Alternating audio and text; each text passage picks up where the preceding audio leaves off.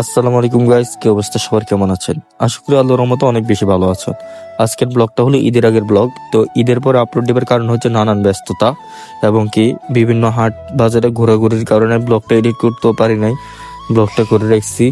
তো এই ব্লগটা ঈদের পরে আসার মূলত কারণ হচ্ছে এটা আমাদের অনেক কাজ থাকার কারণে বাড়িতে, এই কারণে এডিট করতে পারি নাই।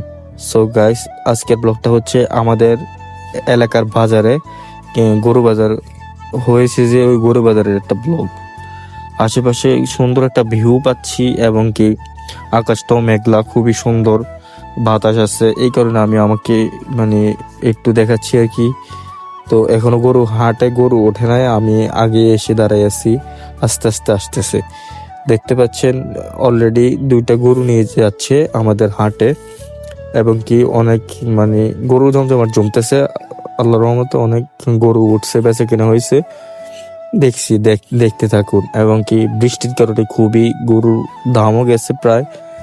এই যে দেখেন ছাগল যাইতেছে, অনেক অনেক দাম গেছে ওই দিন। প্রচুর বৃষ্টি হয়েছে ওই দিন, বৃষ্টির কারণে পশুগুলো ভিজছে, অনেক অনেক কষ্ট পাইছে আর কি, যেটাকে বলে। অনেক বৃষ্টি হয়েছে, যা বলার মতো না।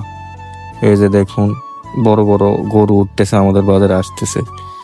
এই যে দেখতে থাকেন, আপনারা উপভোগ করুন ব্লগটা।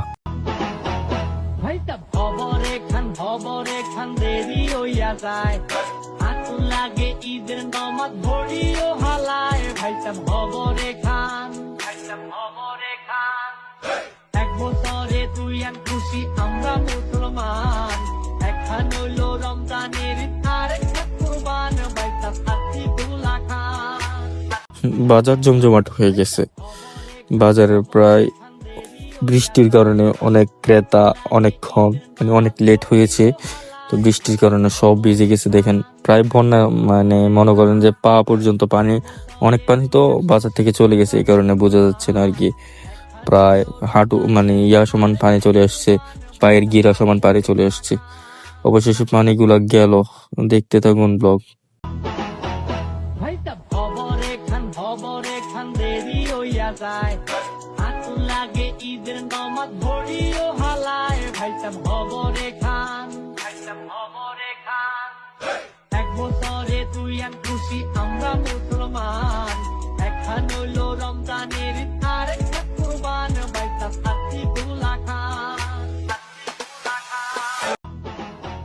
ভাইটা ভবরে খান দেরি হইয়া যায়, লাগে ঈদের নামাজ ভরিও হালায়, ভাইটা ভবরে খান,